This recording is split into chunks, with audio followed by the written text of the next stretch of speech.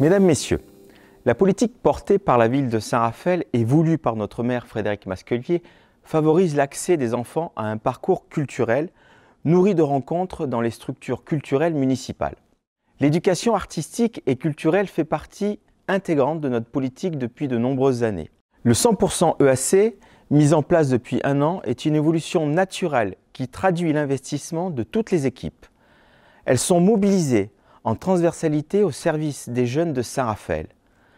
37 médiateurs de la ville font vivre ces projets avec passion, énergie et imagination tout au long de l'année scolaire. C'est en partenariat avec la Direction régionale des affaires culturelles, l'Éducation nationale et le théâtre intercommunal Le Forum que nous enrichissons cette convention EAC en la portant vers le 100% éducation artistique et culturelle.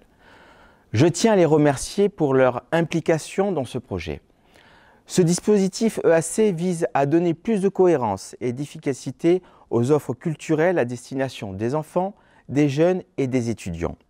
Il contribue à leur réussite à travers une conception globale de l'éducation et de la vie en société. Cette année, malgré la conjoncture sanitaire, les services ont proposé plus de 57 projets pédagogiques. Depuis le début de l'année, plus de 54 classes ont bénéficié d'une action EAC. Cela représente une participation de 50% des élèves raphaélois malgré la fermeture de nombreux établissements culturels. Les équipes ont su relever les défis face à cette situation sanitaire et sont force de proposition pour le maintien d'une offre riche et variée en direction de tous les publics. Nous sommes dans la préparation de la nouvelle saison culturelle dans laquelle nous mobilisons toutes nos ressources pour offrir aux Raphaélois une programmation de qualité adaptée à chaque âge. Je remercie enfin l'ensemble de nos partenaires institutionnels, associatifs et tous les intervenants qui contribuent au succès de ce projet. J'ai le plaisir de vous inviter à découvrir la saison 2021-2022. Bonne présentation à toutes et à tous. La ville de Saint-Raphaël s'est engagée dans le projet 100% EAC, avec l'objectif de faire bénéficier chaque enfant d'un parcours culturel et artistique pendant toute sa scolarité. En effet, la culture, les arts et les pratiques sont des éléments essentiels pour le développement intellectuel et socio-culturel des enfants. Le label 100% EAC n'est pas seulement un dispositif pour lutter contre les inégalités, il y a aussi un levier pour développer les connaissances et les pratiques artistiques des enfants. Malgré la crise sanitaire, les services culturels ont su adapter certaines médiations pour les exporter hors les murs et dans les écoles. Le mot-clé de nos actions est transversalité avec la création des parcours thématiques. Pour l'année scolaire 2021-2022, vous trouverez des ateliers de sensibilisation à la citoyenneté avec des axes divers. Laïcité, citoyenne éco-responsable et devoir de mémoire. D'autres thématiques rejoignent nos offres habituelles avec un temps fort sur Bonaparte et Jean de La Fontaine. Il y aura un temps fort sur la nature en commençant avec l'exposition Écorce de Cédric Paulet en septembre, des médiations promenant-nous dans les bois et une dizaine d'ateliers en lien avec les jardins pédagogiques. La ville de Saint-Raphaël reste à votre disposition pour co-construire des futures offres pédagogiques ensemble et je vous souhaite une très belle année 2021-2022. Bonjour à tous, je suis Laurette Kilévéré, musicienne intervenante au Conservatoire de la ville de Saint-Raphaël. Mon métier consiste à accompagner les enseignants et les élèves sur des projets musique. Je participe dans les écoles à l'élaboration du projet et régulièrement tout au long de l'année, j'interviens dans les classes avec les élèves. Je les mène comme ça jusqu'à la réalisation de leur spectacle, donc en fin d'année, où ils vont sur scène présenter tout leur travail d'une année scolaire. Bonjour, je suis Emmanuelle Auger, professeure de violoncelle au Conservatoire de musique de Saint-Raphaël et coordinatrice du département des mélodiques. Je vais vous parler de 2 dispositifs EAC. Dans un premier temps, tous musiciens cordes, puis Nom d'un chien, mes copains sont musiciens. Alors le premier dispositif, tous musiciens cordes, de quoi s'agit-il? Il s'agit de pouvoir proposer aux élèves de classe de Saint-Raphaël une initiation aux cordes dans un système souple en attendant d'avoir toutes les conditions requises pour créer de véritables orchestres à l'école sur 2 ou 3 ans. Alors comment ça fonctionne? On accueille les classes au conservatoire, en attendant là aussi d'avoir un tout petit peu plus de parc instrumental. Et on leur fait découvrir donc l'orchestre à cordes. Alors ce dispositif s'articule en 2 temps. D'une part, les partiels et d'autre part, le tutti. Au moment des partiels, donc chaque enfant est réparti par instrument. On va avoir quelques violons, quelques altos, quelques violoncellistes, quelques contrebassistes. Chacun va travailler avec le professeur concerné, découvrir l'instrument et ses spécificités, et puis aborder un répertoire pédagogique adapté. Ensuite, l'après-midi, on retrouve tous les enfants autour du tutti, on est tous ensemble, on va écouter le travail fait le matin, puis essayer de mettre en commun ce travail autour du même répertoire pédagogique et surtout trouver la pulsation commune qui va nous permettre de faire de la musique ensemble. À l'issue des 6 à 7 séances, réalisées donc encore une fois en partiel et en tutti, on essaie de faire une restitution. Alors le contexte actuel ne nous permet pas de faire des concerts à l'auditorium. Donc probablement, le Tous musiciens cordes de cette année verra sa finalisation dans une cour de récréation. On peut l'imaginer comme ça. Alors le deuxième dispositif EAC dont je voulais vous parler s'appelle « Nom d'un chien, mes copains sont musiciens ». C'est un dispositif tout à fait récent et qui répond à un besoin et une interrogation que tous les professeurs se sont posés, c'est-à-dire que en cette année sanitaire difficile, on s'est dit, bon, on a eu la chance de reprendre les cours en présentiel, mais quid des auditions et des concerts. Donc c'était vraiment un manque pour nous et pour les enfants de ne pas pouvoir faire de concert, d'offrir le fameux concert à papa, à maman, aux grands-parents, aux amis. Et donc on a mis à plat les possibilités, on a fait un constat, c'est-à-dire que les élèves des écoles, eux, ne pouvaient plus se rendre au concert, nos élèves à nous ne pouvaient plus se produire en concert, et nous, professeurs du conservatoire, nous pouvions en tant qu'agents territorial aller dans les écoles. Donc eh bien, l'équation a trouvé sa solution assez vite, c'est-à-dire que nous nous déplaçons avec nos élèves dans leur classe à l'école, et nous produisons un petit concert avec nos élèves. Donc j'ai pour ma part déjà fait 3-4 concerts, le dernier en date avec par exemple le petit Nathan. Nathan a lui-même fait son programme. C'est une petite performance parce que là où on aurait fait une audition avec tous nos élèves en une fois, les élèves auraient joué 1 voire 2 morceaux. Là c'est l'élève qui conçoit son programme qui va durer 20-25 minutes, qui représente évidemment selon les morceaux 6-7 morceaux. Il va présenter en même temps son instrument. Je peux vous dire que les enfants sont très fiers de présenter leur instrument, de partager une passion. Les instituteurs, les maîtres d'école découvrent une partie peut-être cachée de leur élève. Et c'est vraiment un vrai moment de partage musical. Alors avec ces 2 dispositifs, nous espérons tout simplement faire partager à un public de plus en plus large la joie de jouer d'un instrument et de jouer de la musique tous ensemble. Bonjour, je m'appelle Benjamin Melia, je suis professeur au Conservatoire de Saint-Raphaël et intervenant en milieu scolaire. Aujourd'hui, je veux vous présenter le dispositif EAC Culture Régionale.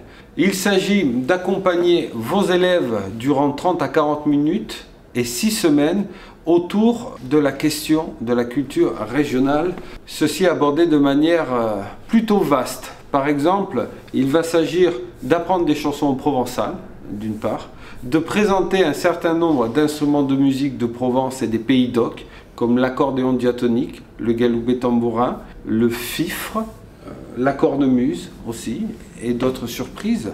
Ensuite, nous danserons des danses régionales, comme la ronde provençale par exemple, ou la farandole. Nous aborderons aussi les contes, voilà, des contes qui ont été collectés, qui ont été recueillis dans notre territoire, afin de saisir tout l'imaginaire provençal que recouvrent ces histoires faussement enfantines.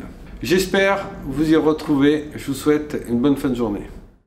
Il y a une trentaine d'années, j'avais lu un article avec une interview d'un musicien, je crois que c'était Michel Portal, qui disait « Être musicien de jazz est une folie lorsqu'on a conscience de la surdité environnante ». Maintenant, je crois qu'on peut dire « Être musicien, tout court, est une folie ». Cette folie est-elle nécessaire? Pour moi, j'en suis convaincu. Donc l'idée du street drum, c'est avec une instrumentation assez simple, une paire de baguettes, 2 fûts, un sur lequel on joue et l'autre sur lequel on s'assoit. C'est de faire en sorte qu'une classe prenne le goût de jouer ensemble, de créer une énergie, une dynamique. Et surtout, pour être ensemble, c'est d'être attentif dans l'écoute de soi, l'écoute des autres. J'espère que cette expérience permettra à ces élèves, dans leur construction, dans leur vie prochaine, qui seront attentifs, qui seront à l'écoute, et que cette surdité environnante sera plus d'actualité.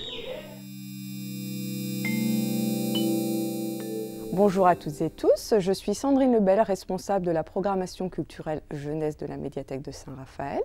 Nous accueillons les classes les mardis, jeudis et vendredis, matin et ou après-midi, uniquement sur rendez-vous. Les classes peuvent s'inscrire à la médiathèque sous forme de convention collective. Les professeurs peuvent ainsi emprunter pour leur classe des documents. Le document est téléchargeable sur le site mediathème.fr. Tout au long de l'année scolaire, vous pouvez inscrire vos élèves à des classes visites découvertes. Elles s'articulent autour de 3 temps forts. Tout d'abord, vous verrez donc les espaces, nos collections, à travers des ouvrages diversifiés, aussi bien des albums que des romans, des documentaires, mais aussi des multimédias, DVD, CD ou même des revues. Ensuite, nous ferons une lecture d'un de ces albums où nous vous ferons écouter une musique différente aussi, bien sûr. Et après, bien sûr, les enfants auront un temps libre pour pouvoir profiter de toutes les collections qui sont à leur disposition. Bonjour, je suis Claire Orfila, chargée de la programmation dans les médiathèques de quartier.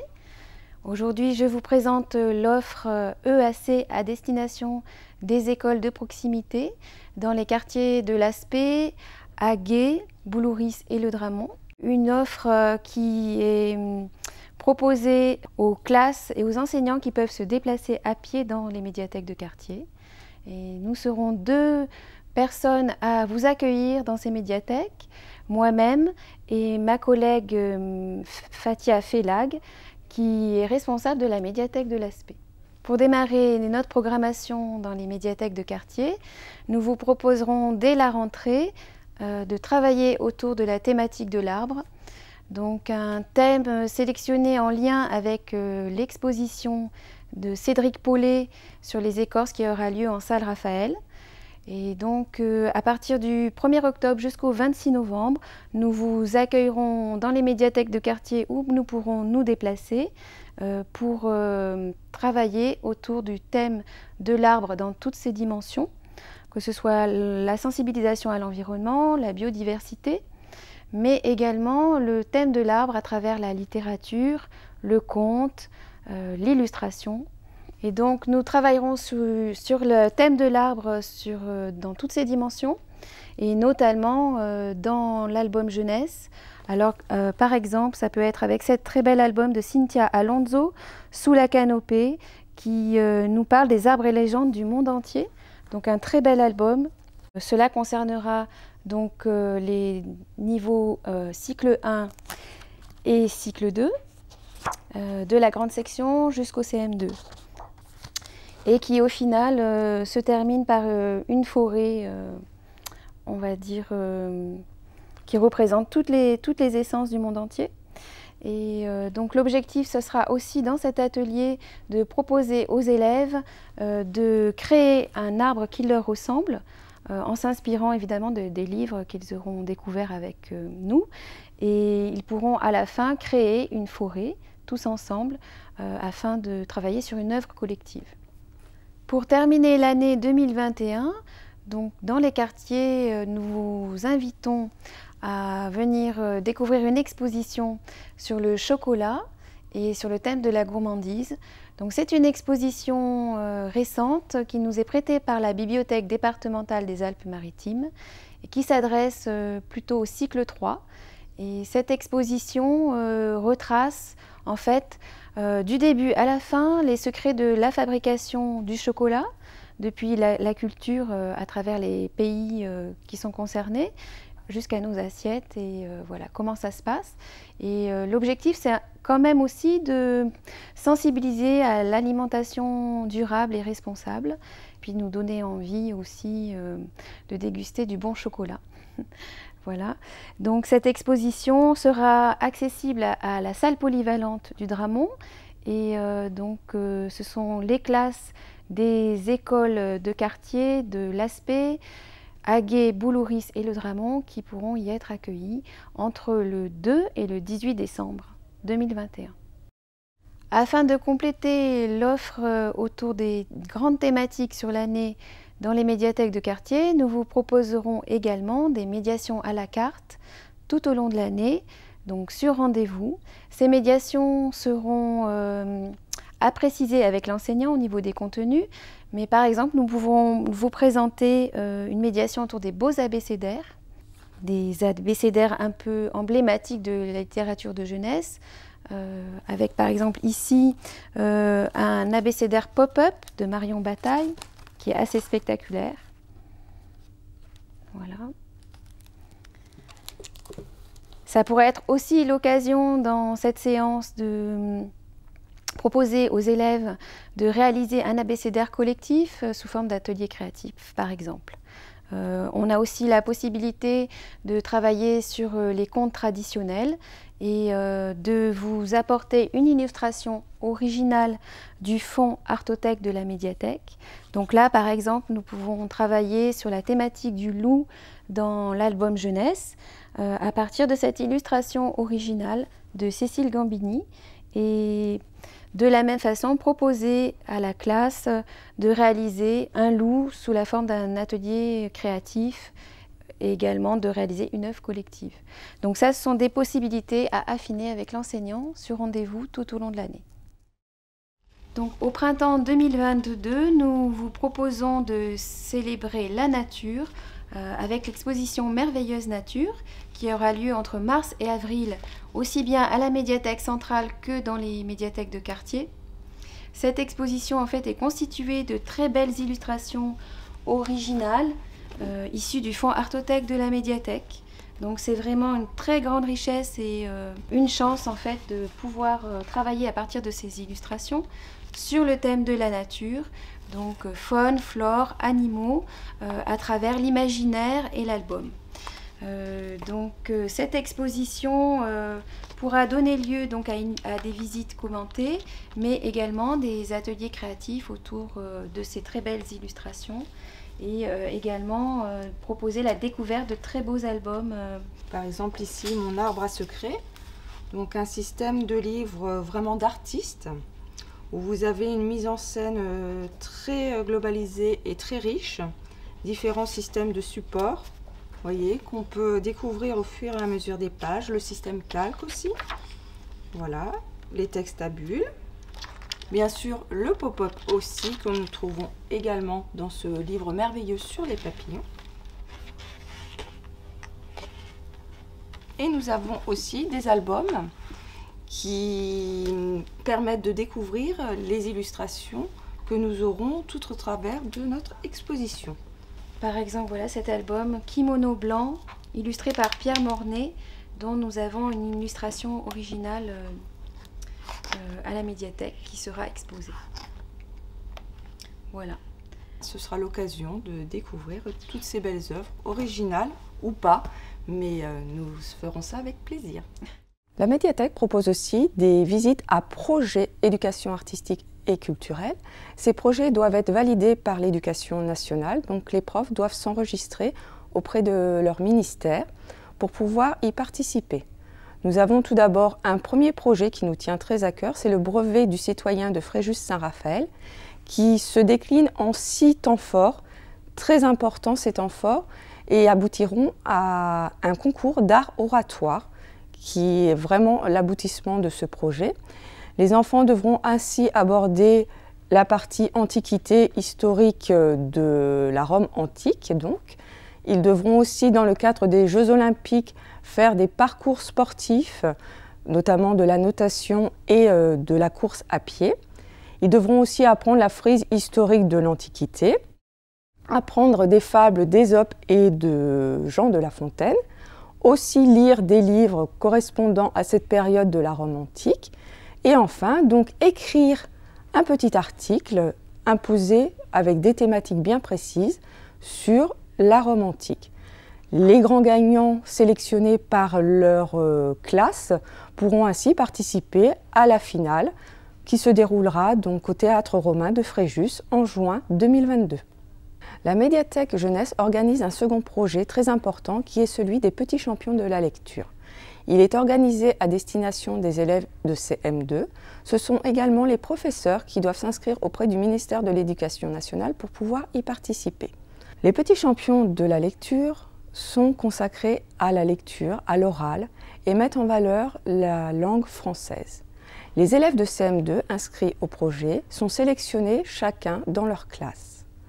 Un élève donc représente sa classe au niveau municipal, puis à l'échelle départementale, enfin à l'échelle régionale, et ces enfants iront, donc 14 finalistes après, à Paris pour pouvoir mettre en valeur l'oralité de la langue française à travers un texte très court de 3 minutes maximum, choisi à partir d'un texte de fiction contemporaine. Dans le cadre du parcours culturel Bonaparte, la médiathèque jeunesse s'associe au musée archéologique et au musée Microfolie de la ville de Saint-Raphaël pour organiser tout un parcours culturel autour de Bonaparte en septembre et octobre 2021. La médiathèque jeunesse proposera dans le cadre de ce parcours culturel une exposition intitulée « La création du livre, du papyrus au papier ». Les élèves pourront ainsi s'initier à l'écriture hiéroglyphique et ensuite découvrir aussi comment on réalise du papyrus. Les élèves pourront aussi découvrir le fabuleux ouvrage réalisé lors de la campagne d'Égypte de Bonaparte lors des années 1798-1801, intitulé « La description de l'Égypte ». Afin de commémorer les 400 ans de la naissance de Jean de La Fontaine, la médiathèque jeunesse organise une exposition « Les fables de La Fontaine » qui permettent de découvrir l'œuvre de ce fabuleux fabuliste Jean de La Fontaine.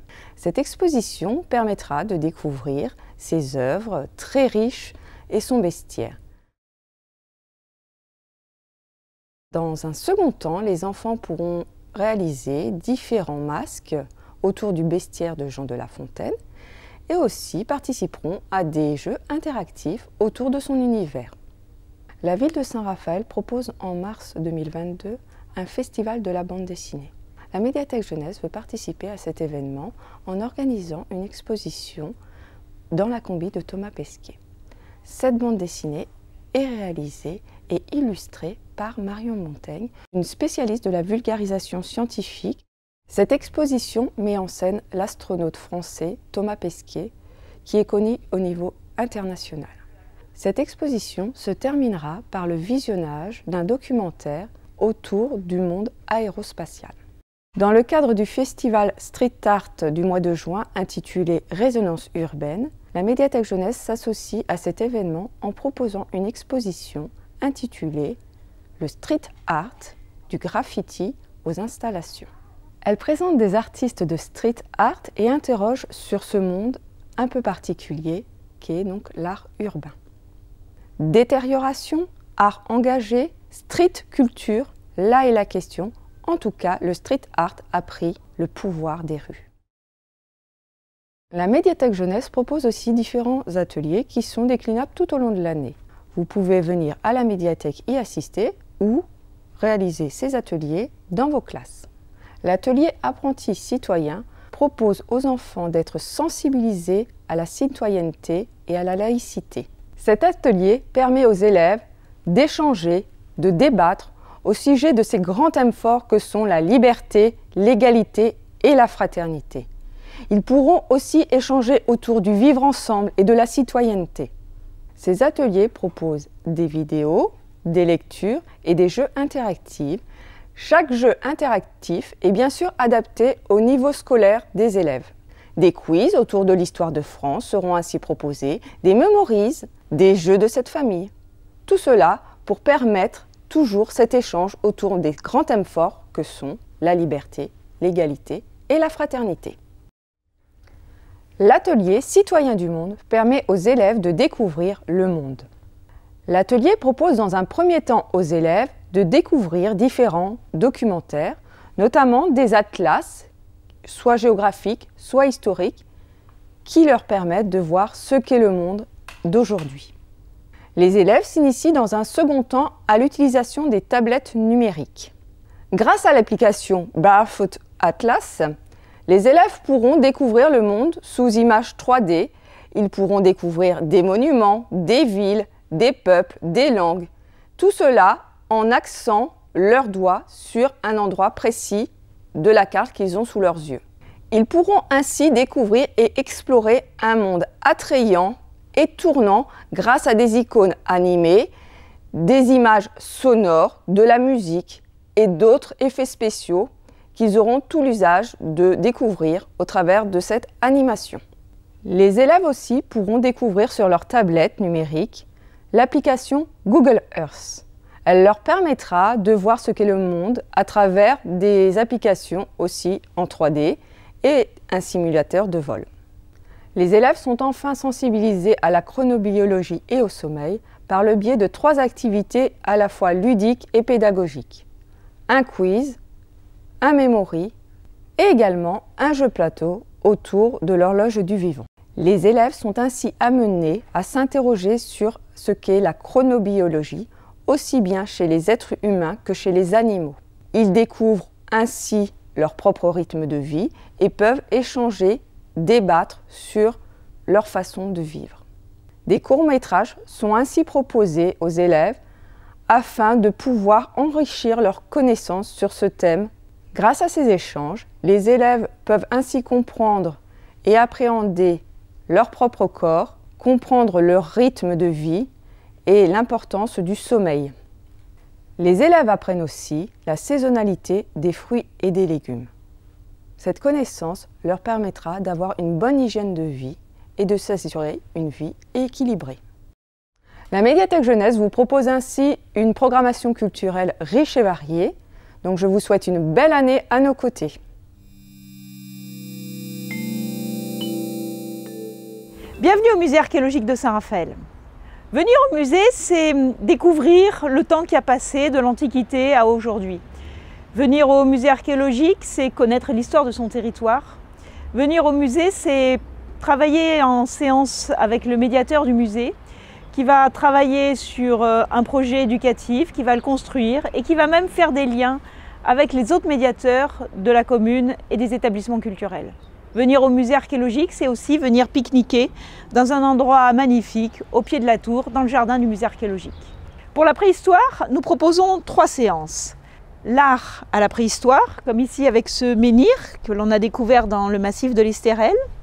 Les outils, l'outillage, la taille du silex, le rôle des outils. Et puis la vie à la préhistoire en général. Le massif a été occupé pendant toute la préhistoire, aussi bien au néolithique qu'au paléolithique. Et nous avons dans le musée de nombreuses collections ouvertes au public et notamment au jeune public pour bien connaître et bien maîtriser cette période. Si vous voulez bien me suivre, nous allons aborder maintenant le programme sur l'Antiquité. Le musée archéologique a une grosse thématique sur l'Antiquité. La commune détient plus de 40 épaves antiques, dont une partie est exposée ici au musée. Les projets éducatifs que nous proposons s'intéressent aussi bien au 3e cycle que quasiment jusqu'au maternel. Les collections concernent aussi bien l'époque grecque que la République romaine, que le Bas-Empire et que la fin de l'Antiquité. Nos projets éducatifs concernent la navigation, le commerce antique, les échanges maritimes. Nous avons aussi un atelier sur le dessin archéologique et le dessin d'amphores. Nous avons aussi notre thématique sur la recherche archéologique. Là, nous avons travaillé avec la main à la pâte pour faire un programme uniquement sur l'investigation archéologique. Donc, on remet l'enfant en situation, on est sur une épave de tuiles du 1er siècle de notre ère, on est dans la découverte, dans l'identification, dans la reconnaissance et dans la restitution. Un gros projet que nous avons mené il y a quelques années et qui concerne aussi bien la partie antique, mais la main à la pâte. On a également travaillé sur la période médiévale. On y va de ce pas. Nous sommes au cœur de l'église médiévale. Derrière moi, un autel du Xe siècle. C'est le centre névralgique de l'histoire de Saint-Raphaël. Ici, le médiateur propose des ateliers sur l'histoire et l'origine de la ville, sur l'architecture médiévale, sur les fortifications, sur tout ce qui va concerner le village et les villageois du Xe, XIIe siècle jusqu'au XVIe. Cette année, comme exposition temporaire, nous avons évidemment mis l'accent sur le bicentenaire de Napoléon. Napoléon a débarqué après sa campagne d'Égypte à Mouillé, dans la rade de Fréjus-Saint-Raphaël, le 9 octobre 1799. Et donc, tout naturellement, le musée archéologique consacre un gros événement sur Napoléon, que l'on a appelé Napoléon dans les sables du désert. Cette exposition va reprendre une partie sur l'égyptologie, mais également sur la campagne militaire qui a été cette expédition égyptienne. Nous allons avoir des armes, nous allons avoir la copie de la pierre de Rosette, nous allons avoir énormément d'éléments qui vont servir aussi bien pour les enseignants que pour le médiateur pour construire leur projet éducatif. Napoléon, c'est un travail en partenariat avec la médiathèque, avec Microfolie, avec la salle Raphaël, avec la bibliothèque. Tous les partenaires culturels de la ville participent à l'élaboration du projet éducatif jeune public. Nous allons évoquer l'Égypte, nous allons évoquer les scribes, nous allons évoquer le papyrus. Autant d'éléments qui sont à la disposition des éducateurs et pour les enseignants. Un spectacle le 28 octobre, donc toute cette programmation est surtout un programme EAC proposé à la fin du mois d'octobre. Et donc pour clôturer cette semaine, le 28 octobre, l'association Lumistériu propose un spectacle jeune public avec des personnages en costume qui retracent en 3 tableaux la campagne d'Égypte, l'arrivée à Saint-Raphaël et puis qui annonce le 18 Brumaire. Du sommet de la tour, nous vous proposons une lecture de paysages où vous pouvez voir aussi bien les sites de la préhistoire dans les stérelles que tout ce qui concerne l'archéologie sous-marine sur le bord de mer et vous avez à la disposition une table d'orientation. Le musée propose également des sorties hors les murs avec un circuit urbain qui intègre plusieurs éléments du patrimoine. Il y a énormément de thématiques, le street art, le projet sur Bonaparte, mais également la vie citoyenne à Saint-Raphaël. C'est aussi auprès de l'animateur que vous pouvez vous renseigner pour travailler sur le projet de l'inspection, le programme citoyen. Nous abordons dans ce cadre-là la laïcité et toutes les thématiques qui se rapportent à ce sujet. On vous remercie de votre visite. Bonjour à toutes et à tous, je suis Gwendoline Bernard, la médiatrice culturelle du musée Louis de Funès. Pour la rentrée 2021-2022, nous vous proposons une offre composée de 3 parcours afin de développer les connaissances et la curiosité des élèves autour de Louis de Funès et plus largement du cinéma. Génie comique depuis 5 générations, Louis de Funès est l'acteur populaire que nous connaissons tous. Mais c'est aussi et surtout un artiste qui a mené tout au long de son existence un véritable travail intellectuel autour de son art, en proposant toujours de nouvelles formes d'interprétation et de nouvelles idées. Souvent comparé par les enfants à l'oncle Picsou, s'il plaît autant à ce jeune public et s'il perdure à travers les années, c'est qu'il a su dire des vérités sur le genre humain, notamment en caricaturant les grandes personnes. À travers une visite du musée, ce premier parcours intitulé « Découverte du cinéma, hommage à un grand acteur français » propose de partir à la découverte de l'immense talent de l'acteur afin de se rendre compte de son génie comique. En effet, comique de gestes, de répétition ou encore de situation, Louis de Funès impose un certain rythme dans son jeu, une démarche vive et électrique qui s'apparente à une chorégraphie. Globalement, Louis de Funès, c'est la générosité d'un corps au service de son art et du public. Nous proposons aux élèves d'observer des séquences de films, des extraits de l'INA, des affiches de films ou encore des accessoires ayant servi sur les tournages afin qu'ils se rendent compte de son jeu d'acteur. Dans une démarche d'éveil et d'éducation à l'image, l'enfant pourra observer, analyser et restituer oralement un résultat. Ce parcours lui permettra aussi de développer son goût pour le cinéma et de travailler son imagination. Le deuxième parcours s'intitule « Découverte de l'image au cinéma, atelier de création de jouets optiques ». Afin d'aborder cette thématique, nous allons présenter Louis de Funès, cet acteur, cet artiste dans la lignée des grands burlesques américains. il était passionné par le cinéma muet et par ses artistes comme Charlie Chaplin, Buster Keaton ou encore Laurel et Hardy. Cette introduction va nous permettre d'amorcer la genèse du cinéma. Les enfants découvriront alors que le cinéma, c'est l'art de projeter sur un écran des images afin de donner l'illusion du mouvement. Ils observeront un projecteur Super 8, une bobine de film, et à l'aide de lumière diffusée et d'une loupe, ils pourront analyser les images. Dans un second temps, ils visionneront une célèbre scène muette du film Le Corneau, visionnée une première fois muette, puis dans un second temps avec l'ajout de la bande sonore, les élèves pourront se rendre compte de l'importance du rythme au cinéma, de la musique et du son. Pour finir, ils expérimenteront la notion d'illusion au cinéma grâce à la création en fin de séance d'un jouet d'optique, le thaumatrope. Dans le cadre du projet Citoyens en herbe, ce troisième et dernier parcours propose de découvrir l'acteur dans l'intimité de son jardin. En effet, écologiste avant l'heure, Louis de Funès était un fervent défenseur de la nature. Dans les années 70, il proscrit les engrais chimiques au profit de produits biologiques, il aide au repeuplement des rivières et il fait même revenir dans son jardin des espèces alors disparues. C'est à travers l'engagement de l'acteur que nous allons amorcer la notion d'éco-citoyenneté. À travers des extraits de l'INA et une lecture, ce parcours permettra aux élèves de se sensibiliser à la notion d'écosystème et à l'impact de nos choix de consommation sur la planète.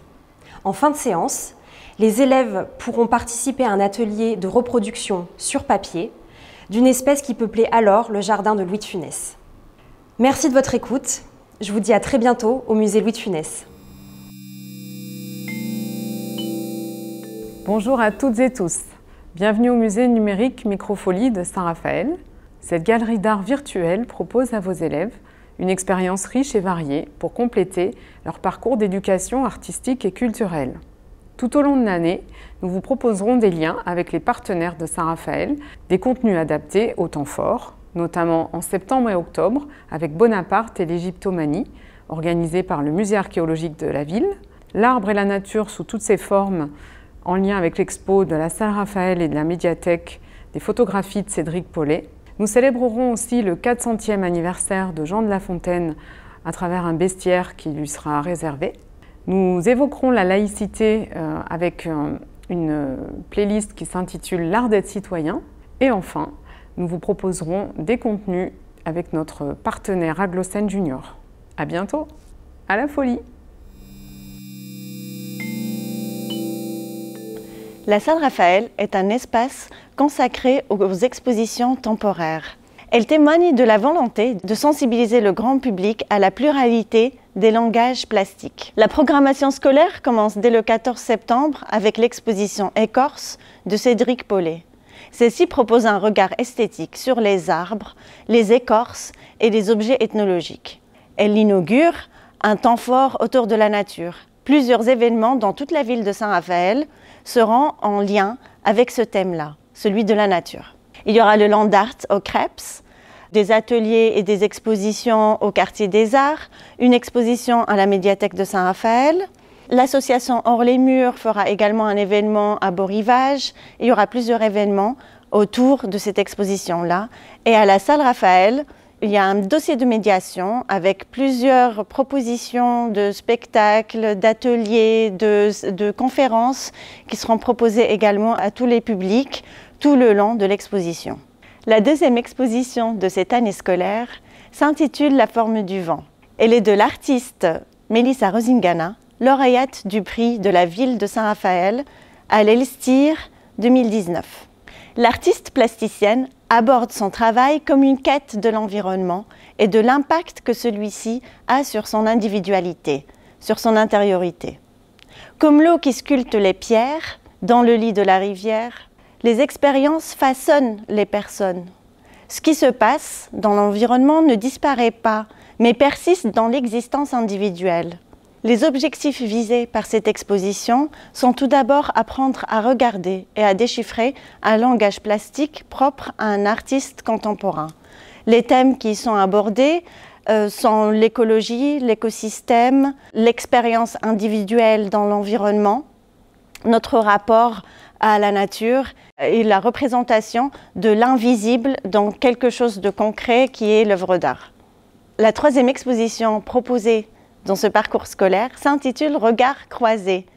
Il s'agit d'un partenariat entre le musée Regards de Provence et le musée Louis de Funès. Elle met en scène l'humour dans l'art contemporain et donne ainsi à voir plusieurs types de comiques.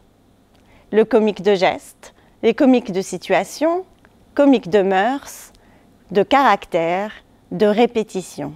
Toute une mosaïque d'humour et de dérision qui est résolument optimiste et emblématique de l'esprit cocasse qui régit les œuvres des artistes exposés ainsi que l'œuvre de Louis de Funès.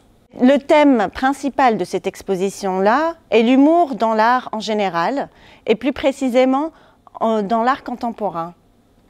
Il y aura plusieurs façons de représenter l'humour, la caricature, l'installation, la vidéo, le photomontage.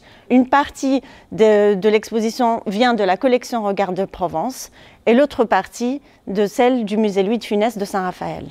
La dernière exposition de l'année scolaire est le 33e rendez-vous des jeunes plasticiens.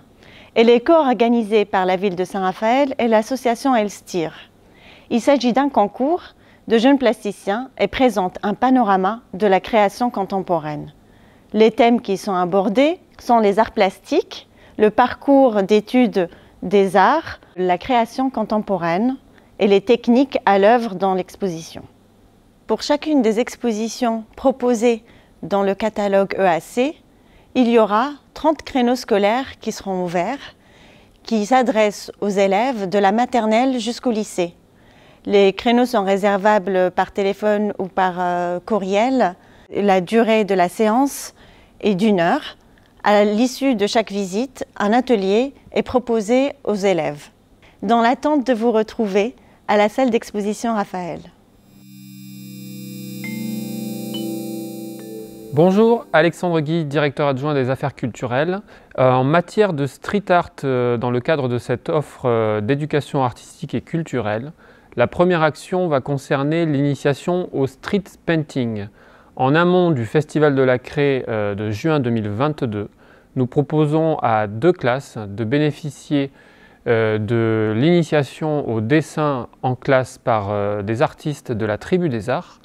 En classe d'abord, dans la cour de l'école, ça sera 2 séances comme ça, et une dernière séance la veille du Festival de la Craie pour réaliser une fresque participative sur le domaine public. En général, ça se fait sur la place Coulet.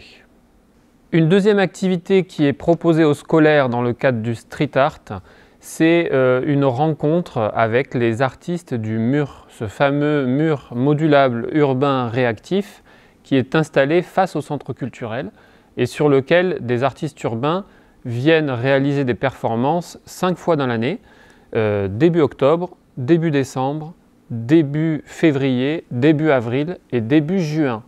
Donc pendant la semaine où l'artiste est en train de réaliser sa performance, on propose à une classe de primaire le vendredi matin, pendant 2 heures en général, de venir déjà rencontrer l'artiste professionnel, que les enfants lui posent toutes les questions qu'ils souhaitent et ensuite on propose un atelier de pochoir, de réalisation de pochoir et on leur parle en même temps de l'histoire du graffiti, l'évolution du street art et les types d'artistes. Une troisième action pédagogique est proposée en lien avec le street art avec une intervention de la graveuse Olivia Paroldi. Elle se propose de monter un projet pédagogique avec une classe de primaire, une classe entière, et de venir au printemps 2022 passer 2 journées entières dans cette classe pour l'initiation à la gravure, alors notamment de la gravure sur lino pour les enfants, qui va donner lieu derrière à une production d'estampes, donc une impression et une production d'estampes avec les dessins des enfants, qui seront au final, lors d'une 3e séance, collés dans la cour de l'école ou sur la façade de l'école. Et ça donnera une visibilité comme ça, liée évidemment au street art, une initiation à la technique de la gravure, à la technique de l'estampe et au côté éphémère, bien entendu, lié au street art. Enfin, pour les classes qui souhaitent bénéficier d'une activité pédagogique autour du street art, n'oubliez pas de vous reporter à l'offre de la médiathèque puisqu'il y aura une exposition en jeunesse au mois de juin 2022 lors du festival Résonance Urbaine qui sera intégralement consacrée à l'histoire du graffiti, au street art, à ces artistes emblématiques, et elle est spécialement destinée au jeune public. Bonjour, je suis Frédéric Friard, je suis le responsable du service des affaires patriotiques et militaires. Et pour cette année scolaire 2021-2022, nous vous proposons dans le catalogue de l'éducation artistique et culturelle une nouvelle offre qui est le devoir de mémoire. Alors son objectif est d'impliquer les élèves de l'école élémentaire au lycée dans un parcours de devoir de mémoire et de leur faire découvrir la transmission des valeurs et le témoignage des événements. Alors son objectif est d'impliquer les élèves de l'école élémentaire au lycée dans ce parcours de devoir de mémoire dans lequel on retrouve la transmission des valeurs et le témoignage d'événements. Un groupe de travail a été constitué entre la ville, l'éducation nationale, le ministère des Armées et les associations patriotiques afin de pouvoir travailler sur cette étude. Alors cette nouvelle activité s'appuie sur 3 offres. Tout d'abord, la participation des élèves à une cérémonie dans un parcours de citoyenneté. Il faut savoir que la ville organise chaque année une vingtaine de cérémonies pour lesquelles nous vous invitons à y participer. En amont de la participation à la cérémonie, les élèves sont amenés à découvrir les valeurs républicaines, en passant par l'école communale, en découvrant la Marianne qui est sur la façade du centre culturel, pour arriver donc à l'hôtel de ville, avec l'affichage de la devise, de la valeur de la République, le drapeau. Vous êtes ensuite invité à entrer dans l'hôtel de ville et d'accéder à la salle de conseil municipal. Un élu vous recevra pour vous dévoiler un petit peu quel est le rôle du maire, des élus, qui soient adjoints au maire ou conseillers municipaux. Et également, ça fera l'occasion de discuter du conseil municipal des jeunes et le conseil municipal des enfants. Ensuite, nous déplacerons sur le lieu mémoriel. En compagnie du 21e régiment d'infanterie de marine, qui est la garnison de la ville de Fréjus et de la ville de Saint-Raphaël, nous déplacerons soit sur le site mémoriel, soit dans votre école, afin que les élèves découvrent ce qu'est la garnison, ce que font ces soldats sur le territoire, quelles sont leurs missions, quels sont leurs quotidiens, mais également ils vous expliqueront leurs fanions, leurs décorations, et également tous les symboles qui sont attraits au cérémonial et aux cérémonies, ce soit les chants et les musiques qui sont jouées. Donc nous avons la possibilité de faire venir des anciens combattants qui seraient susceptibles de venir dans vos écoles afin de faire percevoir aux enfants leur vécu, leur ressenti, quelle aurait été leur impression d'avoir quitté leur domicile et leur famille.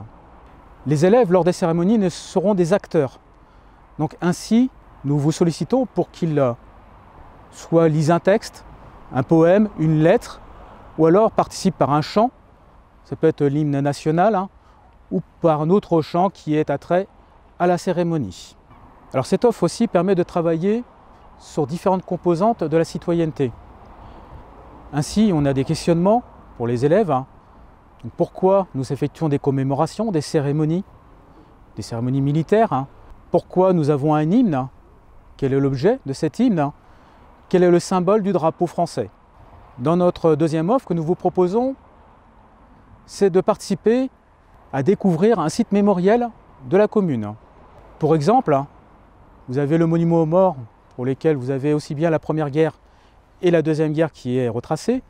Et nous partons de ce site pour retracer d'une part l'histoire de cette guerre, mais également l'histoire du monument.